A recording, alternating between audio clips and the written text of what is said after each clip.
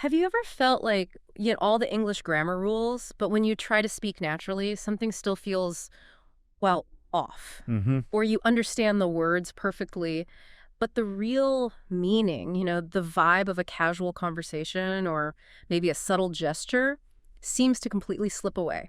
Oh, definitely. You're not alone if you've experienced that disconnect. It's a remarkably common experience, actually. Right. And it highlights something really critical, something often missed in language learning, Mm. true fluency. It goes way beyond just memorizing vocab lists or verb conjugations. Okay. It's really about grasping the subtle rhythms, the hidden meanings, and all those cultural cues that let conversations flow effortlessly, instinctively almost. Absolutely. And that's exactly what we're diving into today. We're embarking on a deep dive into what it truly means to communicate, not just, accurately, but fluently and naturally in English. Yeah, especially if you're interacting in an American context. Exactly. This isn't about textbook perfection, is it? Not at all. It's about mastering the living, breathing language people use every single day, the kind you run into out in the wild, not just sitting in a classroom. So true. And, in a world just brimming with information, getting knowledge quickly and thoroughly is just key. Hmm. Understanding these linguistic things, these cultural nuances, it's essential for truly connecting with people, for avoiding those really awkward misunderstandings, Oh, yeah, we've all been there. right? Both in professional settings and, personal life. And it helps you genuinely express yourself with confidence. It really opens doors to deeper understanding, better collaboration, and just, well, richer relationships. It can transform how you engage with the world around you. So, what exactly are we going to uncover today? What can you expect? Well, get ready for some genuine aha moments. We think these insights will really transform your understanding of English. Okay, I'm ready. Our journey is going to unpack some surprising stuff about how native speakers actually use language day to day. We'll cover, well, everything from how sounds connect seamlessly in natural speech. The nuts and bolts. Exactly. And how grammar rules subtly shift in, dynamic conversation. We'll look at unlocking the real power of everyday vocabulary, those tricky idioms. Oh, idioms, always a challenge. Yep. And the ubiquitous phrasal verbs that just pepper American English. They're everywhere. And we'll also explore crucial cultural cues, things like greetings, social etiquette, the unspoken rules of American daily life. We'll even touch on the fascinating world of body language. Wow. Okay. So it's a comprehensive look at what it takes to truly live the language, not just, learn it from a book. That's the goal. All right, let's kick things off by talking about sound. Because, often we learn words in isolation, right? Yeah. Meticulously practicing each sound. Uh-huh. But what happens when people actually talk? Quickly, casually. It feels like a whole different ballgame out there in the real world, doesn't it? It really is. The sounds morph, they blend. Sometimes they even seem to disappear. Yeah. That's a crucial observation. And what's fascinating here is that natural speech isn't just about individual sounds articulated perfectly one after the other. Okay. It's a dynamic process. It's about how those sounds connect, how they reduce, how they even change entirely sometimes. And that creates a smoother, faster flow that can be incredibly tricky for learners. Smooth and fast, yeah. Think of it less like a series of distinct beats, Hmm. like tapping out syllables, and more like a continuous musical piece where the notes just flow right into one another. That's a brilliant analogy. And one of the first things that often trips people up are those subtle ascendings. We learn they're for plurals or third-person singular verbs like cats or he walks. Right. But in rapid speech, they often seem to vanish or blend into the next word. It's like they're shy or something. Exactly. They can be really subtle. Take a phrase like, she talks fast. Okay. The ace in talks might link so subtly to the F in fast that it's barely distinguishable as its own sound, or might just kind of influence the start of the next word. Or think about, he walks home.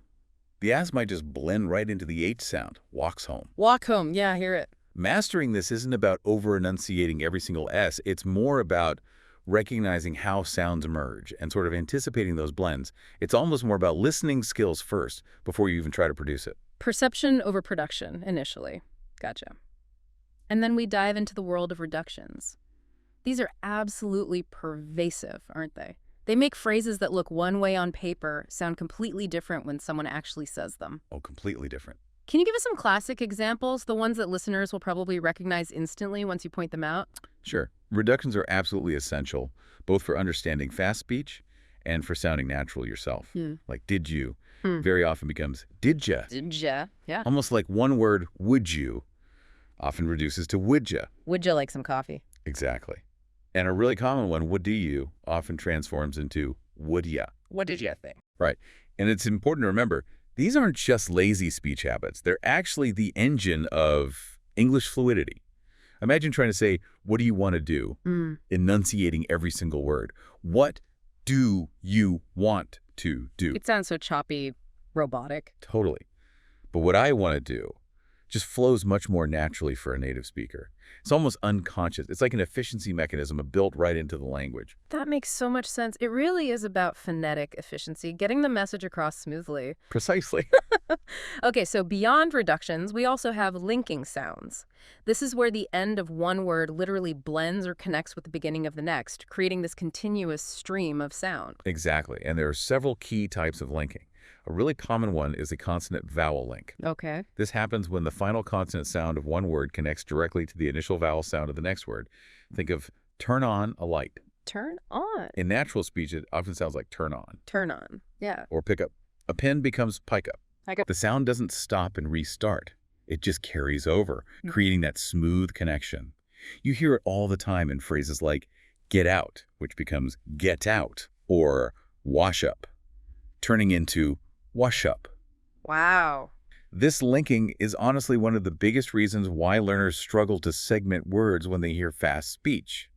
They're listening for gaps that just aren't there. So it's not turn, pause, on, but turn on as almost a single unit. That's a subtle but, wow, a profoundly significant difference in perception. It really is. What about linking between two consonants, or maybe other kinds of links that are important? Yeah, absolutely. There's also consonant linking.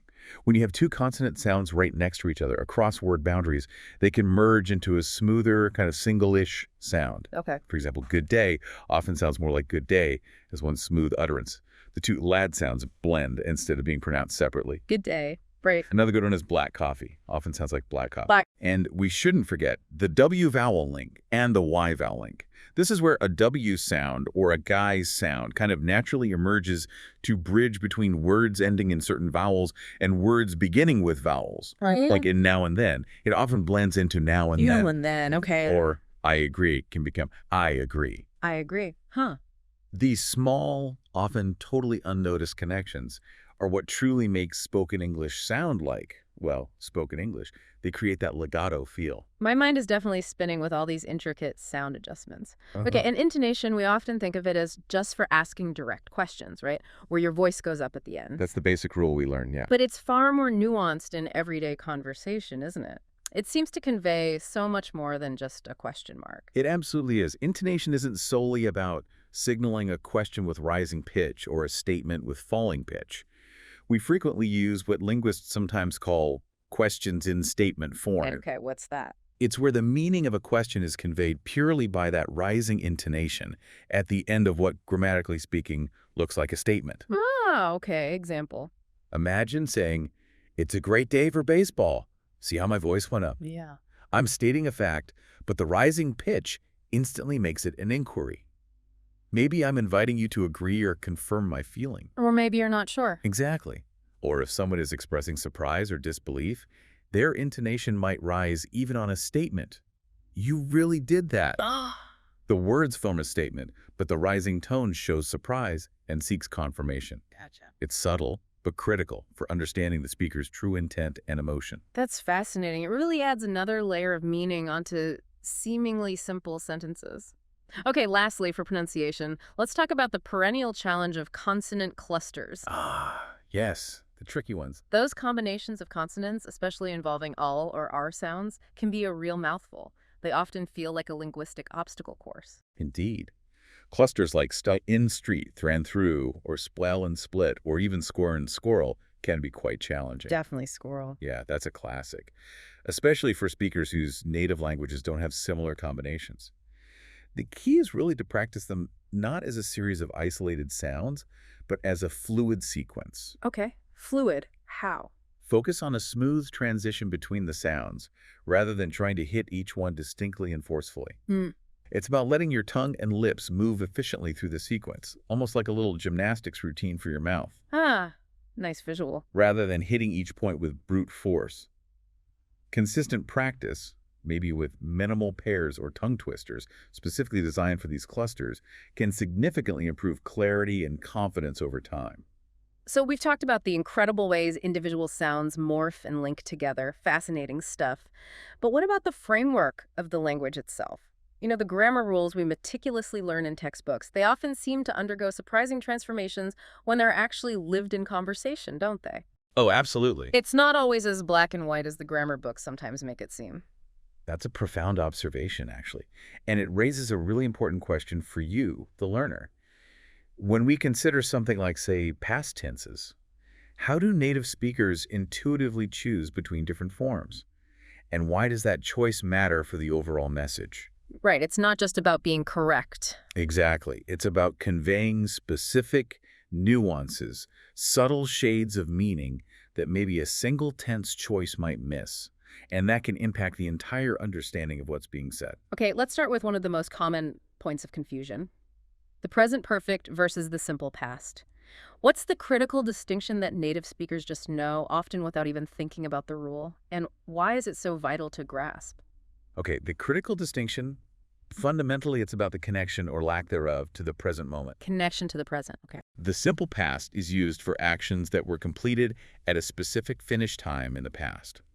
If I say, I spoke yesterday, the action is done, finished. And the time frame, yesterday, is clearly in the past, completely separate from right now. Got it. Done and dusted. Exactly. The present perfect, however, is used for actions where the exact time isn't known, or maybe isn't important, or crucially, there's some kind of result or relevance connected to the present. Ah, the present connection. Or maybe the time reference itself is unfinished. So if I say, I have spoken, it implies a completed action, but maybe it has some relevance now, or perhaps it happened within a time frame that's still ongoing. Can you give an example that really highlights that difference? Sure, there's a powerful example from the sources we looked at. Compare these two. I've worked for Green Enterprises for 3 years. Okay, I have worked. Present perfect. Right. That strongly implies you still work there. The action started in the past, but it continues right up to the present. Still employed. Now contrast that with, I worked for Green Enterprises for 3 years. Simple past. Simple past. This means you no longer work there. The action, the whole 3-year period, is completely finished in the past. Wow. Just changing the tense completely changes my employment status. Exactly. That subtle grammatical choice completely changes the reality of the situation. It shows the immense power packed into these tense choices. Okay, and that brings us to for and since. Those little prepositions seem simple, but they work hand in hand with these tenses, don't they? They can really swing the meaning. Absolutely. They're like the silent architects of time in English sentences. Since is always used with a specific point in time, indicating a starting point. Like since 1985 or since last Tuesday. Exactly. Whereas for is used with a period of time, indicating duration. Like for 20 years or for a few hours. Right. Now, the crucial insight here is that they can actually be used with both the simple past and the present perfect, but they carry different implications depending on the tense. Okay, how so?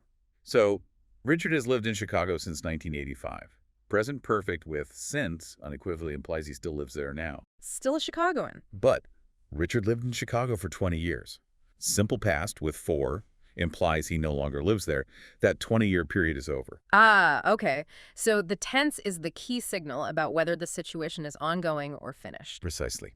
Understanding this distinction is vital for avoiding misunderstandings about whether something is still happening or if it's purely in the past. So much nuance packed into just a few words.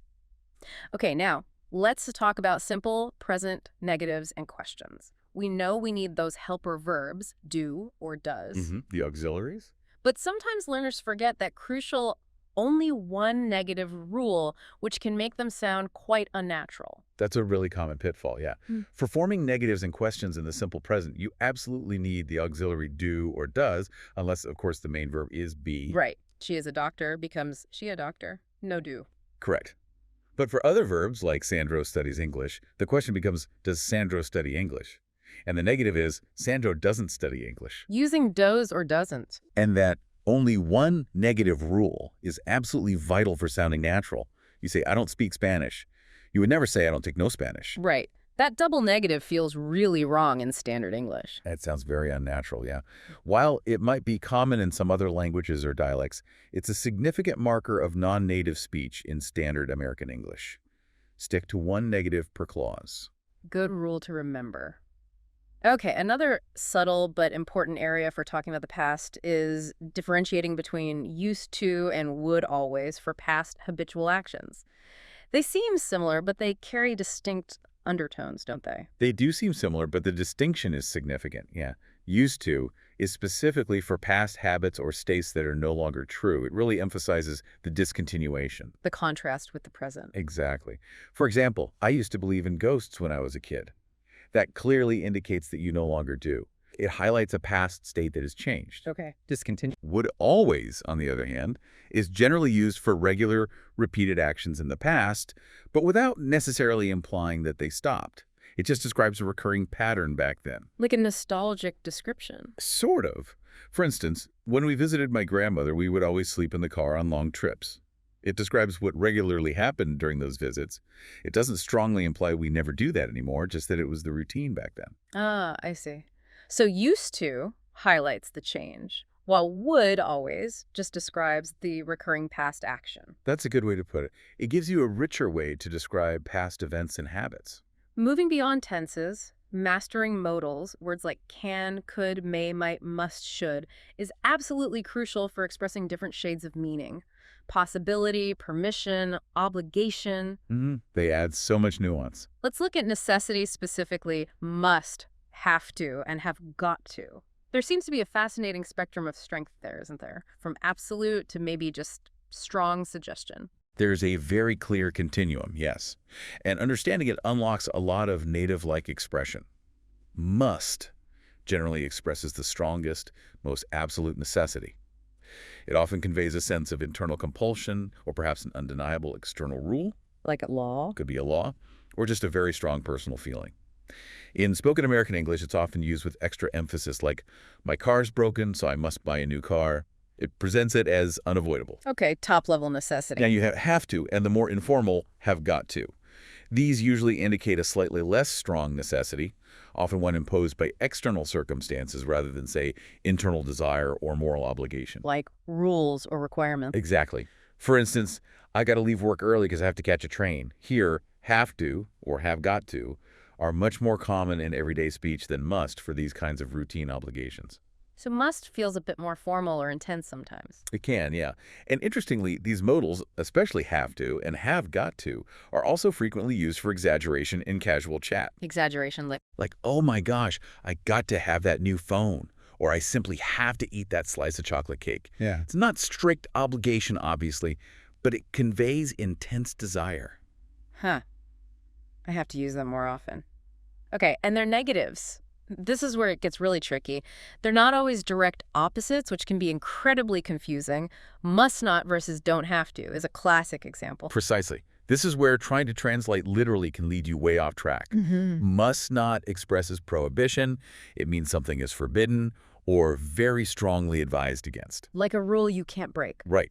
You must not leave your engine running while filling up at a gas station. That's a clear rule, a strong warning. Okay, forbidden. Don't have to, however, expresses no obligation at all. It means something is not necessary. You have a choice. Freedom. Exactly. You don't have to go to school today if you're not feeling well. It means you have the option not to go. It's about freedom from necessity, not a ban. So must not, forbidden, don't have to. Yeah. Not required.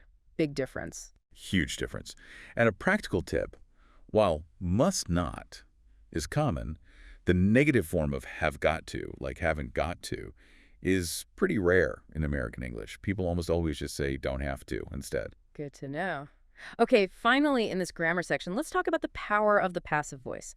When do native speakers actually reach for this structure and why? It often feels a bit more formal, maybe even academic. You can feel that way sometimes, yeah. But it has very specific, powerful uses in everyday speech too, right? Absolutely.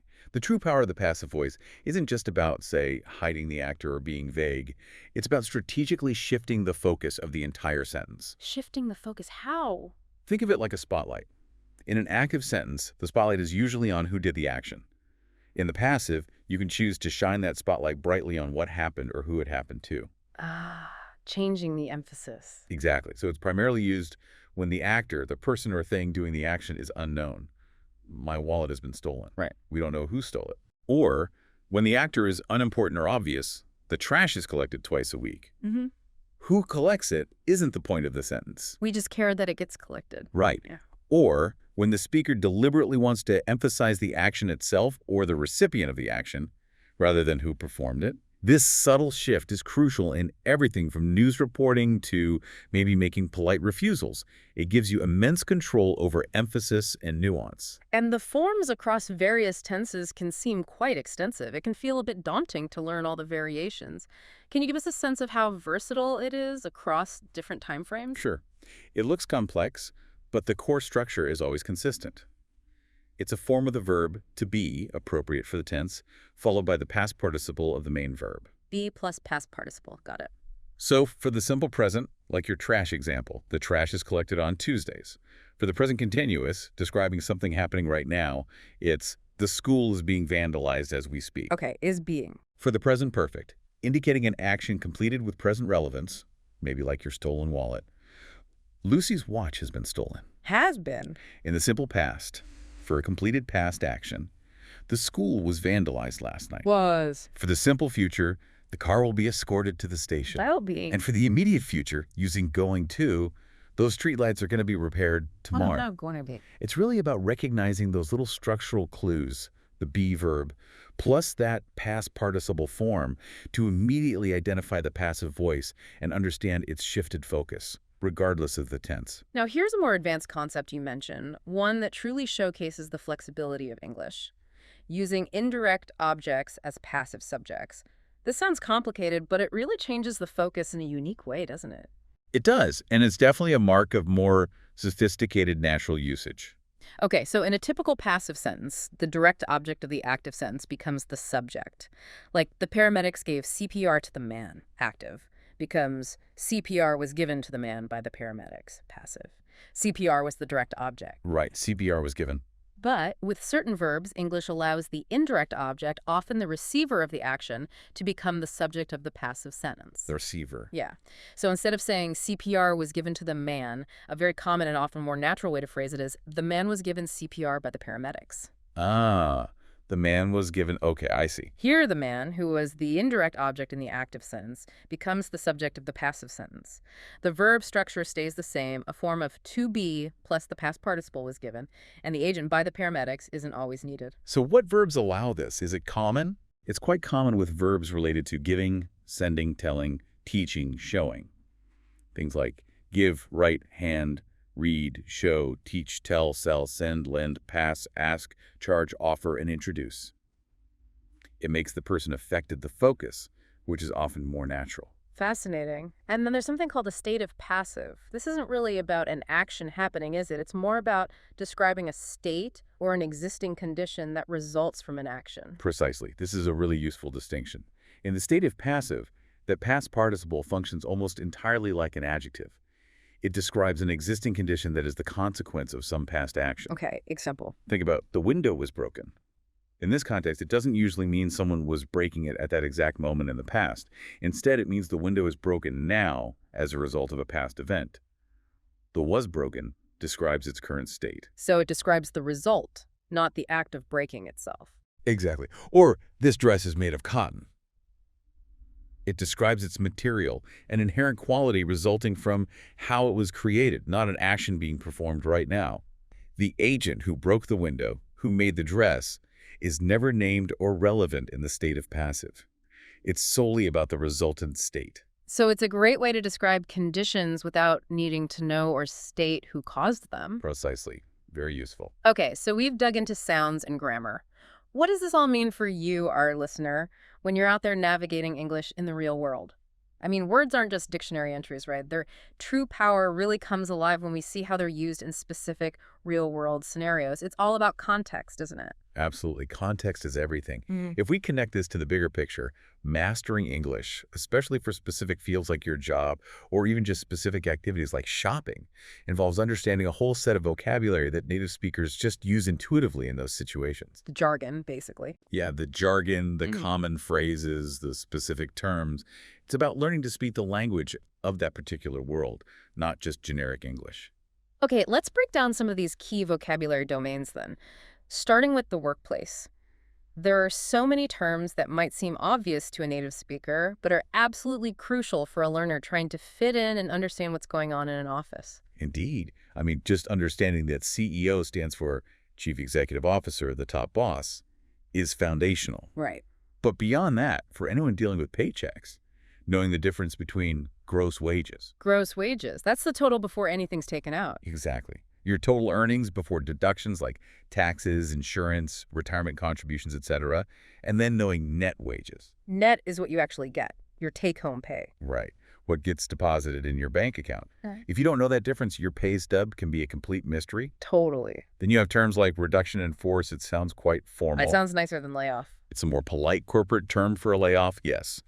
But it can still be, chilling to hear.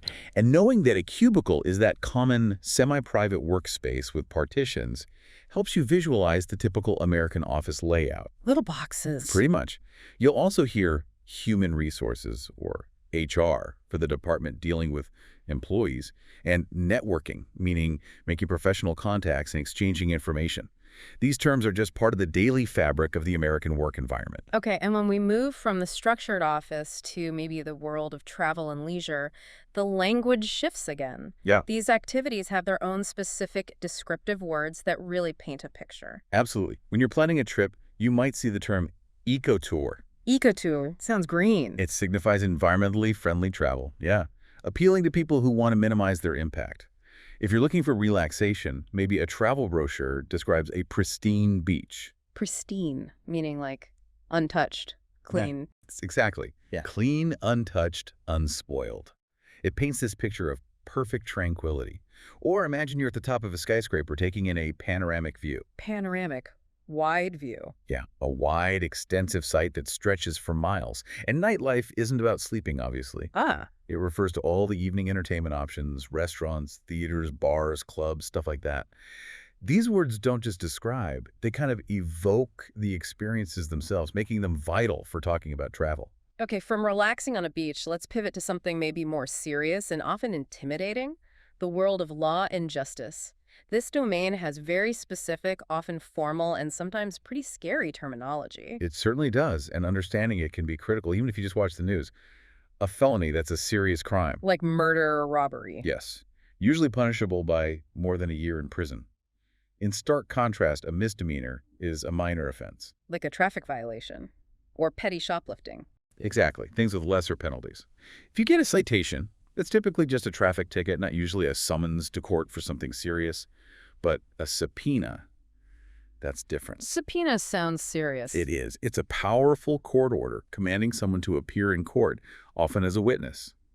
Knowing terms like arrested, convicted, fine, statute, which is a written law, and regulation, a rule with legal force, gives you a clearer picture of the legal system. Helpful for understanding crime shows, too. No. Okay, another area where specific vocabulary is vital and can feel like a whole different language is finance and banking. These terms are part of daily economic life for many Americans. They absolutely are. Take dividend. Dividend, that's from stocks, right? Yeah, it's a profit distribution from a company, often paid to shareholders. It's a direct return on your investment. A surcharge, on the other hand, is an additional cost or fee. Like sometimes on small credit card purchases? Exactly, or maybe for using an ATM that's not your bank's. The money market refers to the, well, often volatile stock market, especially for short-term investments. You might contrast that with a bull market, where prices are generally rising, Let's go up. or a bear market where prices are falling. Bears go down. Got it. And a credit union, that's a type of financial institution, but it's member-owned, distinct from a traditional bank, often offers slightly better rates. Like a co-op bank. Kinda, yeah. And you'll also hear gross, again, for total amount earned before deductions and net for the amount after, just like with wages. Speaking of large sums of money, real estate is packed with terms that are everyday language for homeowners but can sound like Greek to newcomers in the housing market. You really have to know these if you plan to buy or sell property. Oh, absolutely. A Okay. mortgage, that's the loan you get to buy property, where the property itself is the collateral, the security for the loan. It's how most Americans buy homes. Right, the big loan. Then there's equity. That's the value of your property above what you still owe on your mortgage. It's the part you truly own, financially speaking. Your stake in the house. Exactly. Right. Foreclosure is a term nobody wants to hear. That's when the bank takes possession of her property because the loan payments haven't been made. Ouch. And a lien is a legal financial claim against a property, often due to unpaid debts like taxes or maybe a contractor wasn't paid. Other key terms are listing, that's a property advertised for sale, appraisal, a professional estimate of the property's value, and title, the legal document proving ownership. Lots to learn there. Okay, finally, a place most people are very familiar with, shopping. Even here, there are specific terms that are common and can save you money or explain store policies. Yes, definitely. Remember layaway. Oh yeah, putting things aside and paying over time.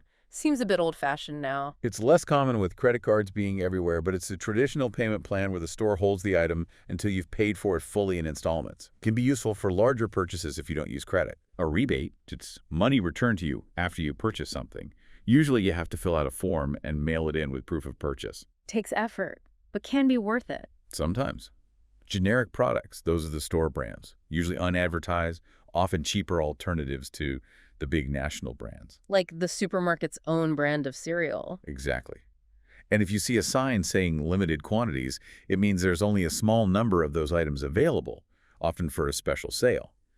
Creates a sense of urgency, buy it now before it's gone. Ah, the sales tactics. Right. You'll also hear basics like in stock versus out of stock or store-wide sale.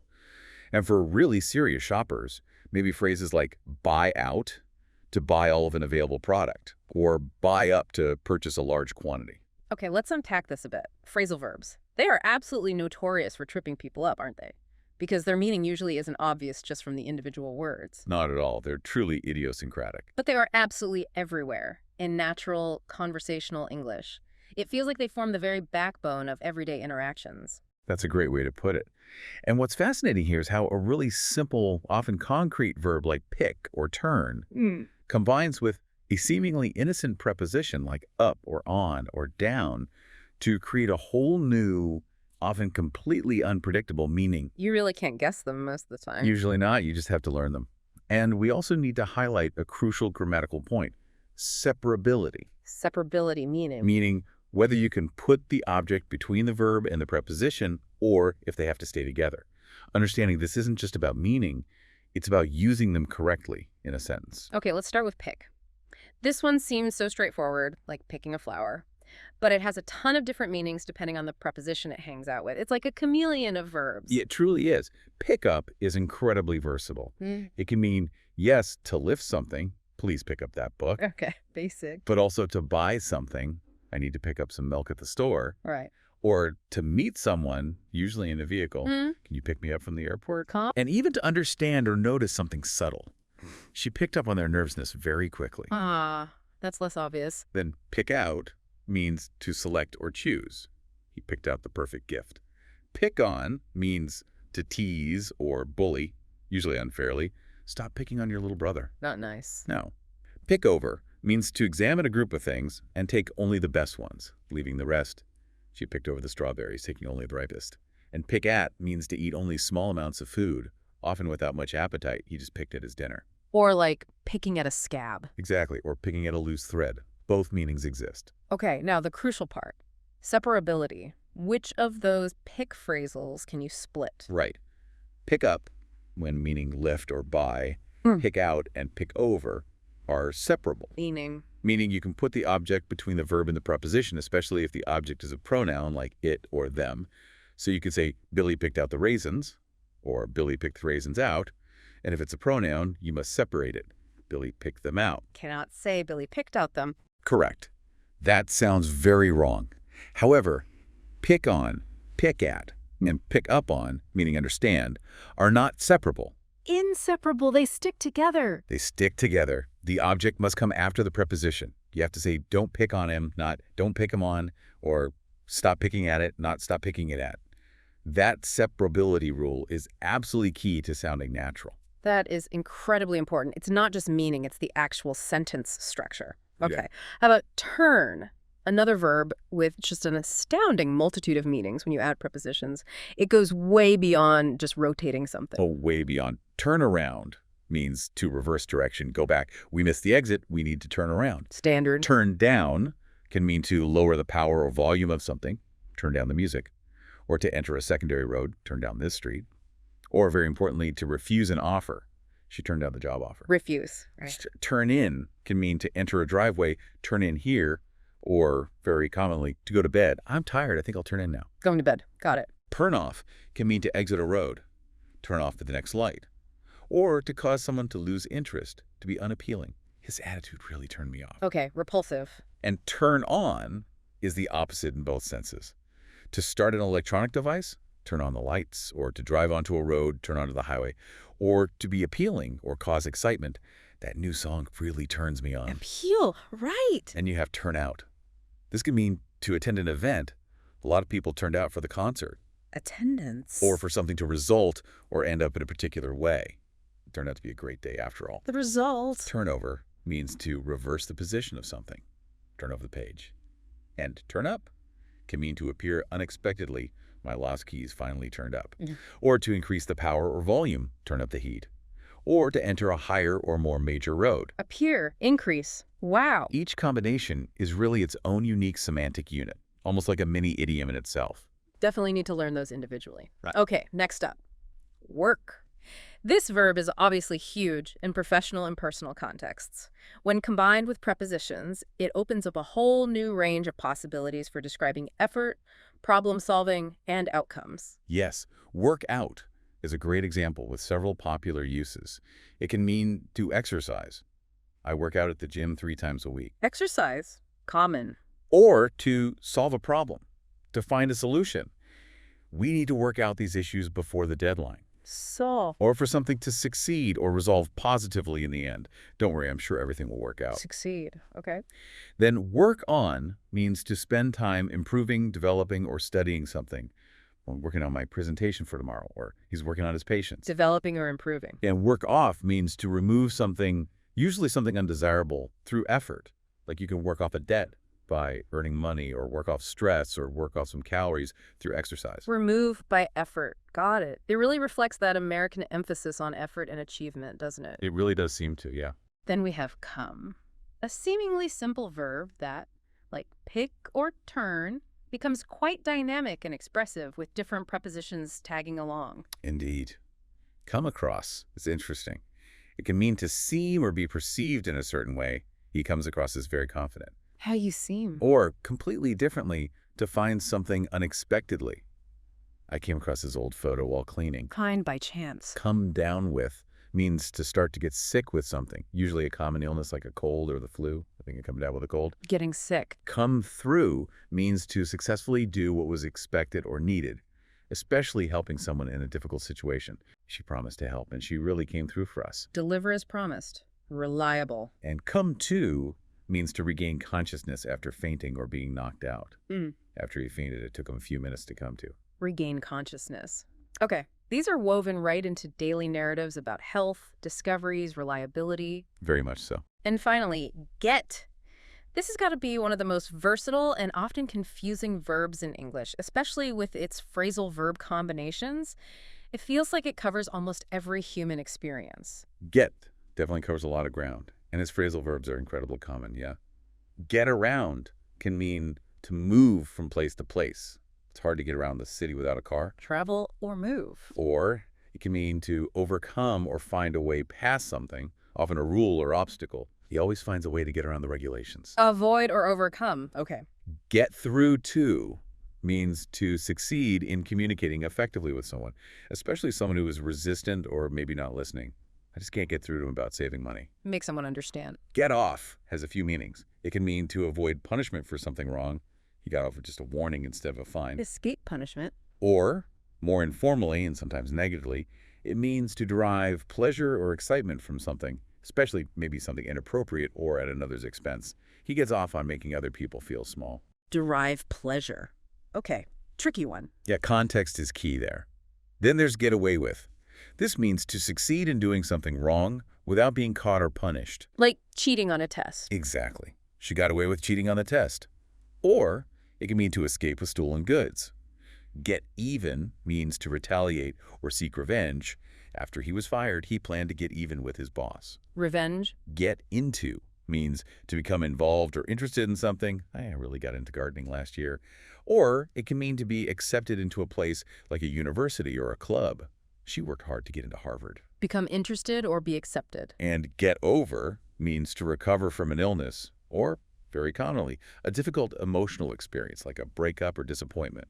It took him a long time to get over the loss of his dog. Recover from. Wow. Understanding these nuances is just absolutely essential for genuine comprehension and natural expression. You can't avoid them. No, you really can't. They're fundamental. Okay, here's where it gets really interesting, I think. We've talked about how individual words combine in phrasal verbs, but now imagine words that when you put them together, create a meaning that has absolutely nothing to do with their individual parts. Zero connection sometimes. Right. The idioms. This is where English gets truly fascinating because idioms are like cultural cheat codes. They're often untranslatable word for word, but they unlock such a deep understanding of native thought and cultural perspectives. That's a perfect way to put it. Cultural cheat codes. I like that. Right. And if we connect this to the bigger picture, mastering idioms provides a really significant leap towards speaking and understanding English like a native. A leap, yeah. They're not just colorful little expressions. They are deeply ingrained in everyday conversation and often reveal surprising cultural values about work, money, social interaction, even how Americans view success or failure. They really offer a window into the collective mindset. Okay, let's dive into some examples. Starting with idioms related to financial and work life. There seems to be a lot of colorful language around money, success, and effort in American English. There really is. For instance, to laugh all the way to the bank. Laughing to the bank sounds happy. It means to make a lot of money, especially easily or maybe unexpectedly. It often implies you made a shrewd or perhaps fortunate business deal, maybe while others doubted you. Okay, profitable outcome. Then being in the black. That means your business or your personal finances are making a profit. You're doing well. Black is good. Black is good. The opposite is being in the red, which means you're losing money, you're in debt. Red is bad. Got it. To go bust means to lose all your money, or for a business to fail completely. Bankruptcy, essentially. And if someone is down on one's luck, they're experiencing a difficult financial situation or just a general period of misfortune. Hard times. Exactly. Now, when it comes to effort, a very common one is to work my tail off. Work your tail off, like an animal. It just means to work extremely hard, often to the point of exhaustion. If you're under the gun, you're under intense pressure, usually to complete a task by a strict deadline. Feeling the pressure. To be swamped at work means you have an overwhelming amount of work, so much you feel like you're drowning in it. Swamped. Too much. And water cooler conversations, that refers to those informal, casual chats among colleagues, often about non-work topics, that used to happen around the office water cooler. It highlights the social aspect of the workplace. Those little moments of connection, these phrases really do give a glimpse into the daily struggles and aspirations of the American worker, don't they? They really do. Okay, moving to daily life and shopping. What are some specific idioms that capture common experiences there, from bargain hunting to just getting the mail? Right. Well, for enthusiastic shoppers, there's shop till you drop. Shop till you drop. Sounds exhausting. It means to shop extensively and exhaustively, often for an entire day, until you're physically tired. If you find something incredibly cheap, a great deal, you might call it a steal. Like you stole it because it was so cheap. Exactly. It's a remarkably good bargain compared to its actual value. The opposite is highway robbery. Highway robbery, like Right. being robbed on the road. It means something is outrageously overpriced. You feel like you're being unfairly exploited, like a bandit held you up. Okay, extremely expensive. A shopping spree is when you go out and buy a lot of things at once, Yeah. maybe impulsively, maybe as a celebration. And snail mail. Snail mail. I use that one. For regular most. Exactly. It's a playful, slightly nostalgic term for traditional postal service, used specifically to contrast its slowness with the speed of email or instant messaging. These really capture aspects of American consumer culture. For sure. And for activities and experiences, things like studying, health, hobbies, what idioms paint vivid pictures or provide shorthand? Definitely to hit the books. Hit the books. Sounds violent. Huh?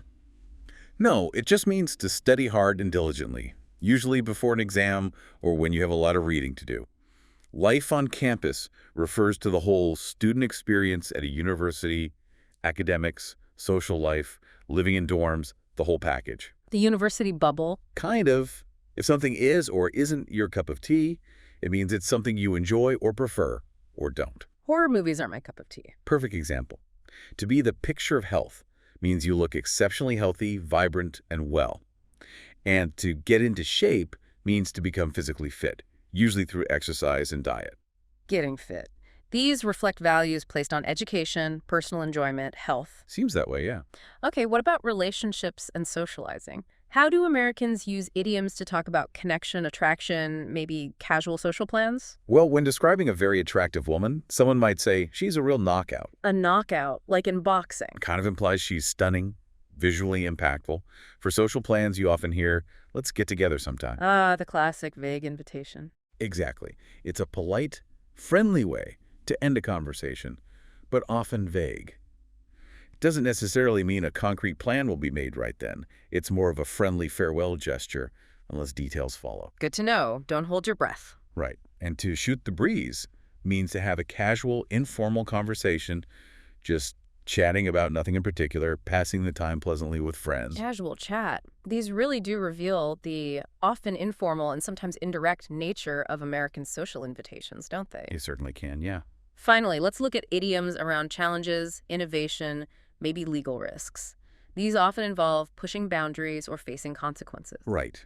To be pushing the envelope. Pushing the envelope, like mailing something. No, it means pushing limits, innovating, going beyond what's expected or conventionally accepted, often used for creative or risky endeavors. Breaking new ground. Exactly. If someone yells, you're busted, it means you've been caught doing something wrong, usually by an authority figure like a parent or the police. Caught red-handed. Yep. To throw the book at someone means to prosecute them to the full extent of the law, applying the maximum possible penalties for their offense, showing no leniency. Maximum punishment. And to break away can mean to take a needed break from stress or hard work, like I need to break away for the weekend, or it can mean to physically separate from a group or organization. Take a break or separate. These idioms really capture the high stakes and challenges in various aspects of American life, from legal stuff to just trying new things. You paint a picture for sure. Okay, so we've covered sounds, grammar, vocabulary, phrasals, idioms. Now let's shift to the bigger cultural context, because what does this all mean for you, the listener, when you're actually interacting with Americans? The cultural backdrop for social interactions can be totally different from what you might expect, right? And that can lead to common misunderstandings, even when you understand the words perfectly. Oh, absolutely. It's the invisible script we all follow without realizing it. And this raises a really important question right at the start, one of the most common points of cultural confusion for newcomers. When an American casually asks, how are you? What are they really asking? Right. And how should you respond to fit in naturally without either oversharing personal details or maybe appearing cold or distant? I think most people, especially learners, initially take, how are you, as a genuine, literal inquiry into their deepest state of being, expecting to give a detailed answer about their day, their problems. I certainly did when I first started learning. That's a very common and totally understandable misconception.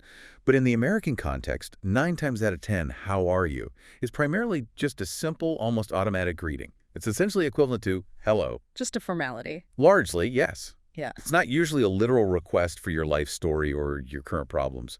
The best, most natural response is typically brief and reciprocal, fine, thanks, how are you? Or I'm good, and you? Or even just good you. Keep it light. Keep it light and quick, providing a lengthy explanation about your financial troubles, your awful commute, or a recent argument would likely surprise the American, maybe even make them uncomfortable, because it kind of violates that unspoken social contract of a quick, light exchange. Good to know. It's about maintaining a comfortable social distance in those brief interactions. Okay, and what about those seemingly open-ended invitations like, let's get together sometime? They feel like a concrete plan is being suggested, but often It's not, is it? It's easy to get your hopes up and then wonder why nothing happens. You've hit on another major point of potential cultural misunderstanding. Phrases like, let's get together sometime, or we should grab coffee, or even give me a call, are frequently just cordial ways to end a conversation. They're a form of polite social closure rather than concrete, actionable plans. Just being friendly. Exactly. They're friendly gestures. They only become real invitations when specific details follow, like suggesting a specific date, a time, a location, or actually exchanging phone numbers or emails to make the plan. Need the specifics. Without those specifics, it's generally just a friendly, see you around, or it was nice talking to you, Yeah. not a firm commitment. So yeah, don't sit by your phone waiting for a follow-up if no specific plans are actually made. Okay. Manage expectations. And the ultimate example of this polite vagueness might be drop by anytime. I've heard countless stories of people taking that literally, showing up unannounced Fine. with incredibly awkward results. That's a crucial one to internalize. While drop by anytime sounds like this wonderfully open, welcoming, come-as-you-are invitation to just show up whenever. Yeah. In American culture, it is not that. Definitely not. Definitely not. Americans generally expect and prefer a call or a text message first. They expect a specific, agreed-upon date and time before you visit their home.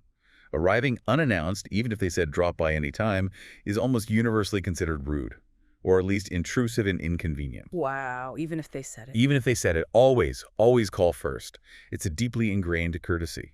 That phrase is more about expressing general warmth and hospitality than a literal 24/7 open-door policy. Okay, message received, call first.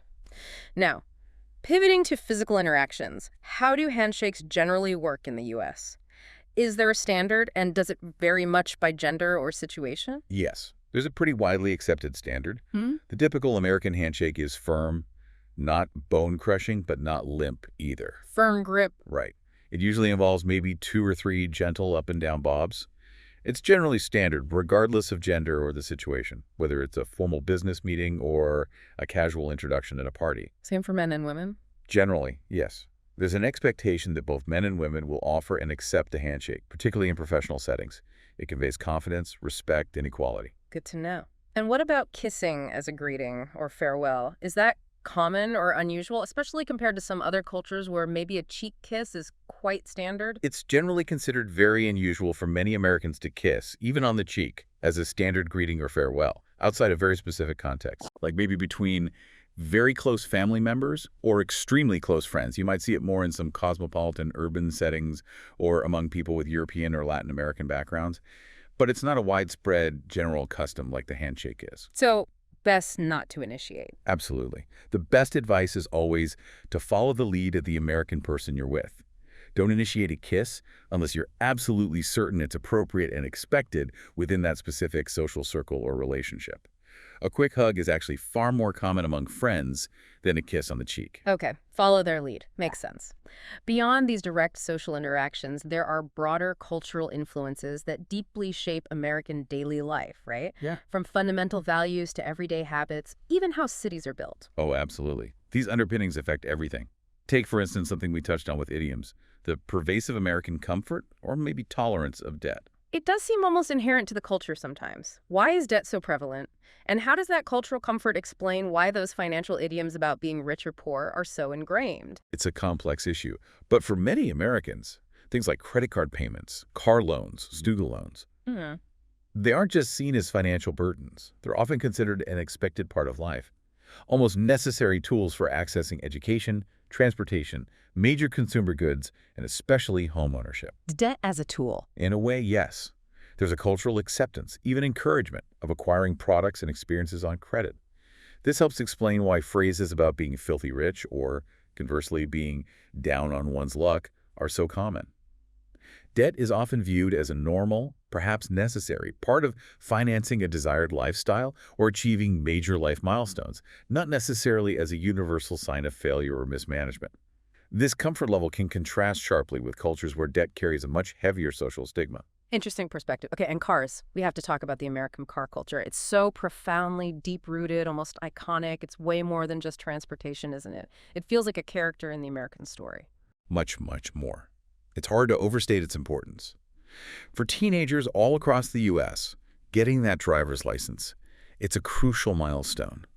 It's this powerful symbol of freedom, independence, adulthood, a true rite of passage that carries right on into adult life. Freedom of the open road. Exactly. And this connection goes way beyond just utility. Cars deeply shape American behavior. People drive everywhere to work, to the grocery store, to take kids to school. The sources even mention people using their cars to rock babies to sleep at night, using the motion to soothe them. Wow. Weekends often involve going for a drive just for pleasure, and some people practically live in their cars. The sources mention people brushing teeth, shaving, even watching TV in their cars while commuting or waiting. They become these substitute homes and offices. That's extreme. It highlights the dependence. Yeah. And this profound reliance on cars has, of course, indelibly shaped the physical landscape. It's led to vast winding freeways, wide boulevards, and just enormous extensive parking lots, seemingly everywhere you look.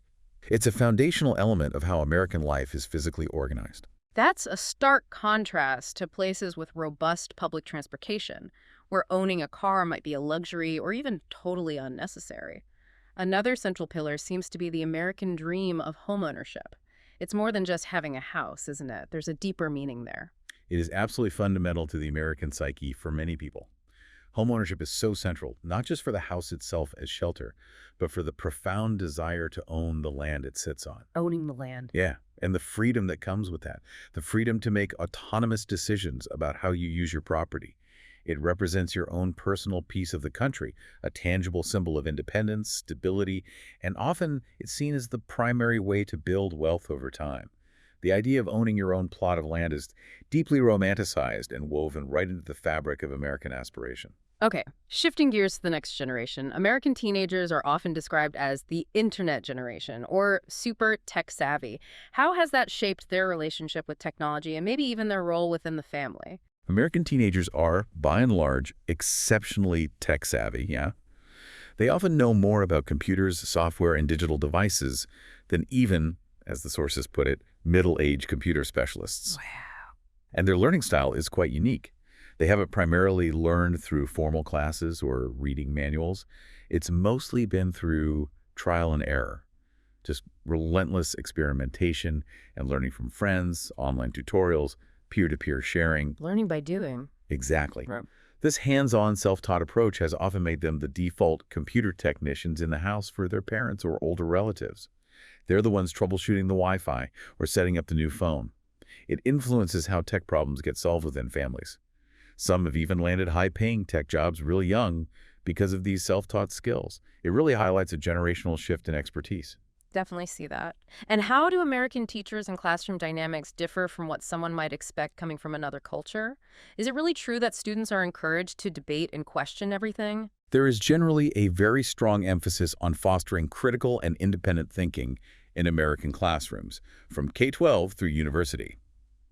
American teachers often actively encourage students to debate and disagree openly with ideas presented in class, including the teacher's own ideas sometimes. Really? Disagree with the teacher? Yes, respectfully, of course. And they strongly encourage students to ask questions, rather than just passively listening and memorizing facts. This often leads to very lively discussions. Classroom interaction, including participating in debates, asking insightful questions, contributing to group work, often partially determines your grade. Participation points. Exactly.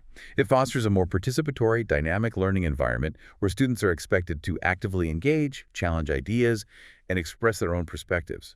It's generally less about rote learning and more about analytical engagement and forming your own conclusions. Okay, moving to something everyone deals with daily. Food manners. How do Americans typically approach accepting food when offered more, or splitting a bill at a restaurant? These can be tricky social minefields in any culture. They can be.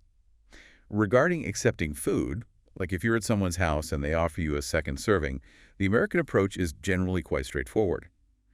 If you are truly hungry and would like more, it's perfectly polite to accept it directly the first time it's offered. Just say yes, please. Pretty much. Unlike some cultures where it might be customary to refuse politely multiple times before finally accepting, Americans usually take your first answer at face value. If you say, "No thanks, I'm full," once, they likely won't offer it again. Okay, be direct if you want more, and splitting the bill. When dining out with friends, splitting the bill, or going Dutch, meaning dividing the cost evenly among everyone dining, is a very common practice. It's often the default assumption unless someone specifically offers to treat. Everyone pays their share. Usually, yes. Now, if one person clearly invites another person out, e.g., I'd like to take you to dinner, the expectation is generally that the inviter pays. But even then, it's common and polite for the invited person to offer to pay next time, creating a kind of reciprocal social balance. Good to know the etiquette. And what's the polite way to get a wait person's attention in a restaurant? And crucially, what gestures should you absolutely avoid if you don't want to cause offense or look rude? Polite methods for getting a server's attention usually involve making eye contact and perhaps giving a slight nod or raising your hand slightly, just enough to be noticed. Or you can say, "Excuse me," quietly as they pass by your table. Subtle signals. Yes. What you absolutely should avoid, things considered very impolite, even downright obnoxious, are snapping your fingers, whistling, or shouting, "Waiter," or "Hey," across the room. Definitely no snapping. Definitely snapping. These actions can be seen as demeaning and disrespectful. And while we're talking restaurants, remember that in the U.S., a 15–20% tip on top of the bill is generally expected for good service. It's a significant part of the waitstaff's income, unlike in some other countries where service is included. Right, tipping is crucial. Okay, finally, what are the unspoken but very strict rules in emergency situations, particularly for drivers? And what about those special parking zones? In emergency situations on the road, if you hear a siren approaching from an ambulance, fire truck, or police car, drivers are legally required, and it's common practice, to pull over to the right side of the road as safely and quickly as possible and come to a complete stop. Pull right and stop, even if they're on the other side of the road. Generally, yes, you pull to your right and stop to clear the way. Failure to do so can result in a significant traffic ticket and is seen as dangerously obstructing emergency services. If you happen to be right in an intersection blocking their path, you might need to proceed carefully through the intersection to clear it before stopping. Okay, clear the way. Got it. And parking. Be acutely aware of the strict rules and often very significant fines for parking in designated handicap zones or accessible parking spots without a valid state-issued permit. Fines can be substantial, sometimes hundreds or even over $1,000, and your vehicle might also be towed.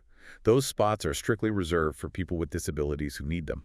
Don't even think about parking there without a permit. Absolutely not. Okay, communication goes so far beyond just words. Understanding body language and public decorum is absolutely crucial for truly connecting with Americans and avoiding awkwardness.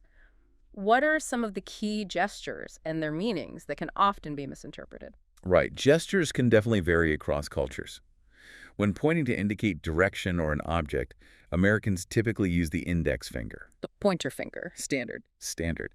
But it's vitally important to never use the middle finger for pointing or any other gesture, really. Why not? Because extending the middle finger by itself is considered an extremely obscene and offensive gesture in the U.S. Okay, big no-no. Got it. Big no-no. Also, when pointing to people, it's often considered a bit rude or accusatory to use a direct, sharp finger point. A more polite way is often to use the full open hand, palm facing slightly upward, with a gentle motion to indicate the person or group, less aggressive. Open hand for people. Okay. And that familiar OK gesture, where you make a circle with your thumb and index finger, is that universally understood positively in the U.S.? Yes. In the United States, that gesture forming a circle with the index finger and thumb, with the other fingers extended, clearly means, okay, that's right, good or perfect. It's widely understood and carries a positive connotation here. So it's safe to use? Generally safe and common in the U.S., yes. Though be aware it can have very different, sometimes offensive meanings in other parts of the world.